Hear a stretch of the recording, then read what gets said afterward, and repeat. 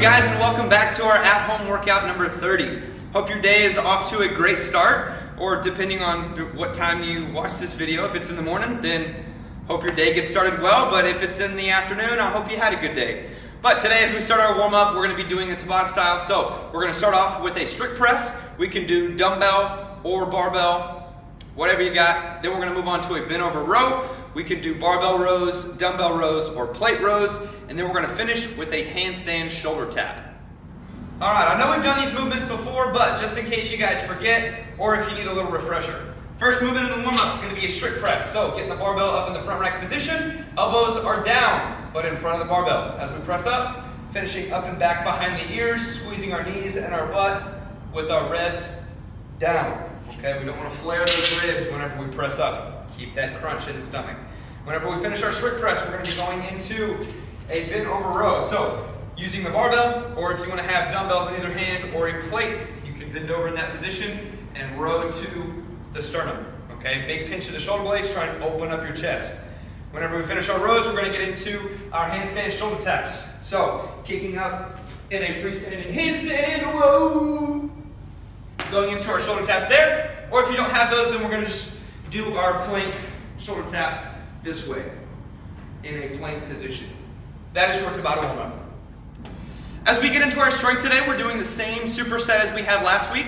We'll be doing the Landmine Press, 5 sets of 6 on each arm, and then we're supersetting that with Pendlay Rows, and we'll be doing 5 sets of 6 on the Pendlay Row. If you guys want to wear straps, you can use straps.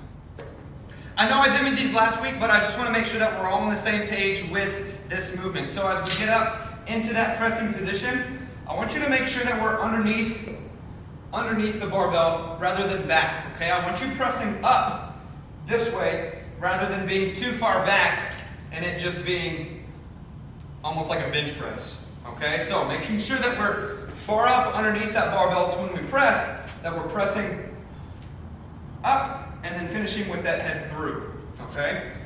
The big difference between pressing here and pressing here, all right? I want you to press up. And for Pendlay Rows, we have to make sure that we are opening up our chest, squeezing our shoulder blades back behind us when we row to our sternum.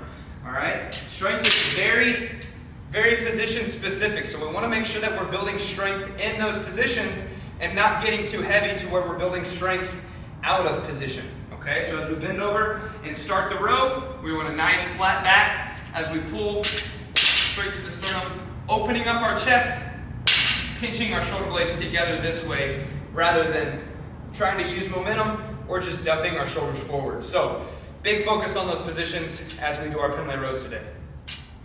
All right, guys, as we get into our workout, we're going to have a full body weight Metcon today. So everybody should be able to do it whether you have equipment or not. So it's going to be an ascending rep scheme of handstand push-ups, push-ups, and then burpees. So the first round is going to start with 1 of each movement, and you're adding 1 rep as you go on. So it's going to be 1 handstand push-up, 1 push-up, 1 burpee.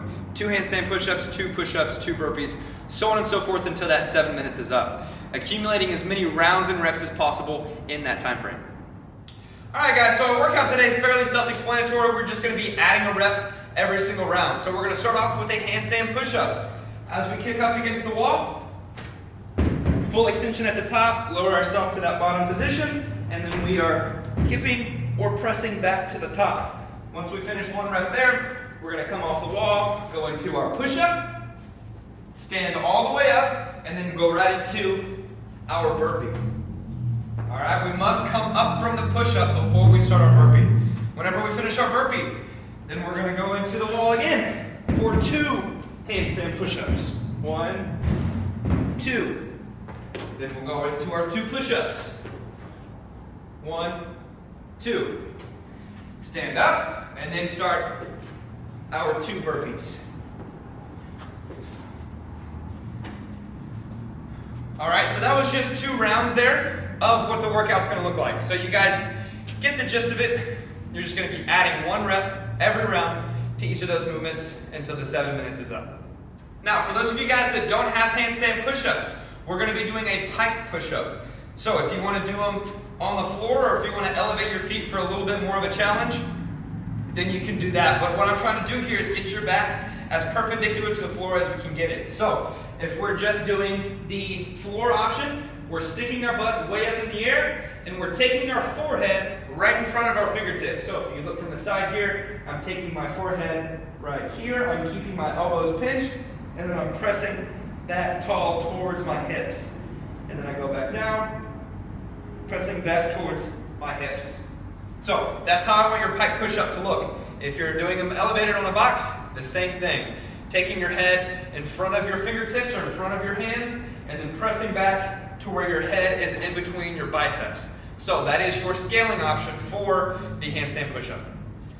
And for all my extra work people, today for our workout, we're going to be doing 5 rounds of a 200-meter run, 10 strict pull-ups, and then finishing with a 200-meter run.